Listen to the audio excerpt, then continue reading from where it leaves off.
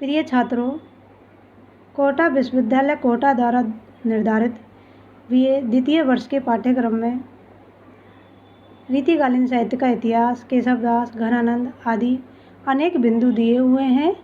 इनमें से हम हिंदी साहित्य का इतिहास तथा केशवदास पर चर्चा कर चुके हैं। इस वीडियो में विशेषकर घनानंद पर चर्चा करेंगे। घनानंद रीति काल के सर्वप्रमुख कवि माने जाते हैं और ये रीति मुक्त काव्यधारा के कवि हैं और रीति काल में अपना विशिष्ट स्थान रखते हैं। वे हिंदी साहित्य में प्रेम की पीर के कवि के रूप में जाने जाते हैं। घनानंद ऐसे कवि हैं जो अपने हृदय की पीड़ा को पूरी मार्मिकता के साथ अपने काव्य में व्यक्त करते हैं। उनकी जन्म और मृत्यु के विषय में विद्वानों में मतभेद है। आचार्य रामचंद्र शुक्ल उनका जन्म 1746 के आसपास संवत 1746 के आसपास मानते हैं, तो आचार्य विश्वनाथ प्रसाद मिश्र 1730 के आसपास। लेकिन सामान्य धारणा यह है कि घनानंद का जन्म 1746 के आसपास तथा मृत्यु 1796 के लगभग हुई। घनानंद मुगल बादशाह मोहम्मद के मीर मुंशी थे और मोहम्मद शाह रंगीले के दरबार में रहते थे। वे दरबार की वेश्या सुजान पर आसक्त थे और दरबार में मीर मुंशी के रूप में उनके प्रभाव से अन्य लोग ज्वेलसी रखते थे तथा घनानंद को नीचा दिखाना चाहते थे। माना जाता है कि घनानंद अच्छे गायक थे। वे बहुत अच्छा गाते थे, पर वे सार्वजनिक रूप से नहीं गाते थे। एक दिन दरबारियों ने सम्राट से घनानंद के गायन की बहुत प्रशंसा की और उन्होंने सम्राट से घनानंद का गायन सुनने का आग्रह करने को कहा। सम्राट ने घनानंद से ध्रुपद गाने का आग्रह किया, पर घनानंद ने मना कर दिया। एक दरबारी ने कहा कि यदि सुजान आग्रह करे तो घनानंद गाना सुना देंगे। घनानंद को उम्मीद थी कि सुजान उनसे गाने के लिए नहीं कहेगी, पर बादशाह की आज्ञा पर सुजान ने घनानंद से गाना सुनाने का अनुरोध कर दिया। इससे घनानंद को धक्का लगा और उन्होंने बादशाह की तरफ मुख फेरकर पूरी तन्मयता से गाना गाया। बादशाह ने इसे अपना अपमान समझा और घनानंद को दरबार से निकाल दिया। घनानंद ने सुजान से साथ चलने को कहा, पर वह उनके साथ नहीं गई। इससे वे बहुत आहत हुए। बादशाह ने उन्हें पुरस्कार तो दिया, परंतु शहर से बहिष्कृत कर दिया। वे वृंदावन चले गए और निम्बार्क संप्रदाय में दीक्षित हो गए। अहमद शाह अब्दाली के आक्रमण के दौरान इनकी हत्या भी हो गई थी। इस घटना से उनकी जीवन दृष्टि बदल दी और वे वृंदावन में रहने लगे। वहाँ उन्होंने कृष्ण की भक्ति में स्वयं को लीन कर दिया। कहते हैं कि चेतन संप्रदाय में दीक्षित हो गए, पर इसे प्रमाणिक रूप में कुछ भी नहीं कहा जा सकता, पर इतना है कि वो कृष्ण भक्ति को उन्होंने स्वीकार कर लिया था। उन्होंने अनेक रचनाएं लिखी। आचार्य रामचंद्र शुक्ल ने उनकी रचनाओं का उल्लेख किया है। कुछ रचनाओं के नाम इस प्रकार है, देखिए: सुजान सागर, ब्रहलीला, कोक सागर, रस केलीवल्ली, कृपानंद आदि।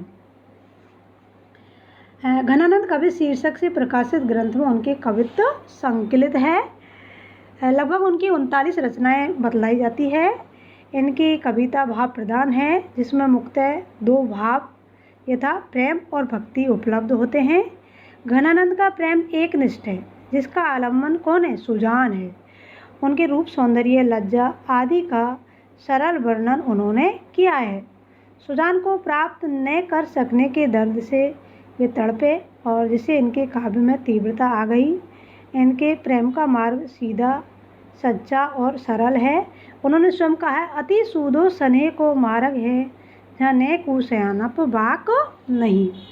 इस प्रकार जो घनानंद थे, वे अपने काव्य में प्रेम, सौंदर्य और विरह का बड़ा ही सूक्ष्म, मार्मिक और उत्कृष्ट वर्णन करते हैं। उनके काव्य में विरह की प्रधानता है। घनानंद का काव्य विरह काव्य है। ब्रह्म हृदय की विभिन्न दशाओं अनुभूतियों की व्यंजना उन्होंने अपने काव्य में की है। और ब्रज भाषाओं में प्रवीण थे, स्वच्छंद स्वभाव के थे और पीर और भ्रह की व्यंजना में बेजोड़ है और उनकी जो भाषा है वह लाक्षणिक हो गई है। इस प्रकार जो घनानंद है वह उनका परिचय है और इस परिचय की चर्चा करना इसलिए आवश्यक था क्योंकि जो 10 नंबर के छोटे क्वेश्चन आते हैं वो अधिकांशतः परिचय से ही पूछे जाते हैं कि घनानंद की भाषा कौन सी है, घनानंद प्रेम की पीर के कवि किन्हें कहा जाता है, घनानंद की रचनाओं का नाम बतलाइए। ऐसे बन सकता है या ऐसा बन सकता है कि कोई रचना का नाम दे दिया जाता है, जैसे सुजान हित किन की रचना है, अथवा ऐसे भी क्वेश्चन पूछा जा सकता है कि घनानंद ने कौन कौन सी रचनाएं लिखी है, किन्हीं 2 रचनाओं का नाम उल्लेख कीजिए। इसलिए परिचय का उल्लेख करना यहाँ आवश्यक है। अब हम आते हैं घनानंद की व्याख्याओं पर। घनानंद काव्य, जो घनानंद काव्य है उसमें जो पद दिए गए हैं वो तुम्हारे पाठ्यक्रम में है। अब हम उनकी चर्चा करते हैं। देखो, पहला सेवैया है, झलके अति सुंदर आनन गौर, छके द्रग राजत कानन चुई, हंसी बोलन में छवि फूलन की वर्षा और ऊपर जाती है, लट लोल कपोल कलोल करई कलखंड मणि जल जावल दे, अंग अंग तरंग उठे दूती की परिय मनो रूप अवैधर चुई। तो ध्यान से पढ़िए, ब्रज भाषा में है, कठिन नहीं है लेकिन भाषा अलग है इसलिए थोड़ी अटपटी लगेगी। बिल्कुल सरल भाव है इसके अंतर्गत। इसमें जो नायिका है उसके बाह्य सौंदर्य का भावपूर्ण वर्णन किया गया है। झलके अति सुंदर आनन गौर, कवि घनानंद जी वर्णन करते हुए क्या कह रहे हैं, देखिए। झलके अति सुंदर आनन गौर, नायिका का अति सुंदर गोरा मुख शोभायमान हो रहा है, झलके शोभायमान हो रहा है। आनन आनन मुख, गौर गौर वर्ण का जो मुख है वह बहुत ही सुंदर प्रतीत हो रहा है। चकई द्रग राजति कानन छुई, कानन का अर्थ यहाँ है कान, राजति राजति का अर्थ होता है शोभायमान। कानों तक लंबे अथवा उनके जो विशाल नेत्र है वे अत्यधिक सुंदर लग रहे हैं, शोभायमान हो रहे हैं। छके द्रग, द्रग मानी नेत्र, राजति मानी शोभायमान, काननी मानी कान तक, अर्थात उनके जो कानों तक लंबे नेत्र है वे बहुत ही सुंदर प्रतीत हो रहे हैं। अगली देखिए, हंसी बोलन में छवि फूलन की वर्षा और ऊपर जाती है भाई,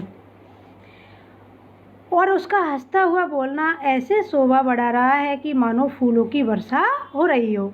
छवि फूलन की वर्षा और ऊपर गई कि वो हंस रही है तो ऐसा प्रतीत हो रहा हो मानो क्या हो रहा है, फूलों की वर्षा हो रही हो, और वह वर्षा देखने वालों की छाती पर ही हो रही हो और ऊपर जाती है भाई, किस पर हो रही है, मानो उसे देखने वालों की छाती पर ही फूलों की वर्षा हो रही हो। लट लोल कपोल कलोल करे कलकंठ बनी जल जावन दे, उसके चेहरे पर है ना, लट यानी केस और जल जावली का अर्थ होता है मोतियों की माला। उसके चेहरे पर जो चंचल लटें हैं वे निरंतर हिल डुल रही है और उनके सुंदर गले में जो मोतियों की 2 लर की माला भी सुशोभित हो रही है। कलकंठ बनी जल जावन दोई, वह ऐसी लग रही है मानो उन्होंने जो मोतियों की माला धारण कर रखी है वह इतनी सुंदर प्रतीत हो रही है कि उसकी शोभा का वर्णन करना भी कठिन है।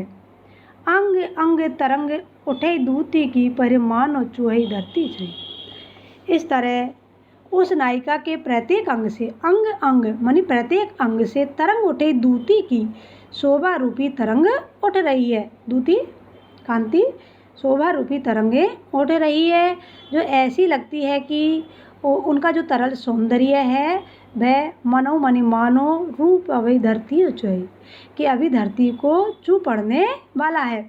ऐसा लगता है कि मानो उनका जो रूप है वह धरती का ही स्पर्श करने वाला है, धर चुई माने धरती का स्पर्श करने वाला है। तो इस प्रकार इसमें नायिका के सौंदर्य का वर्णन किया गया है, उनके नेत्रों की विशालता का वर्णन किया गया है। और जैसे पहिरो मानो चोई, तो इसमें कौन सा अलंकार है? मानो मनो जनो जनो आता है, वह कौन सा अलंकार होता है? इस प्रकार यहाँ उत्प्रेक्षा अलंकार है।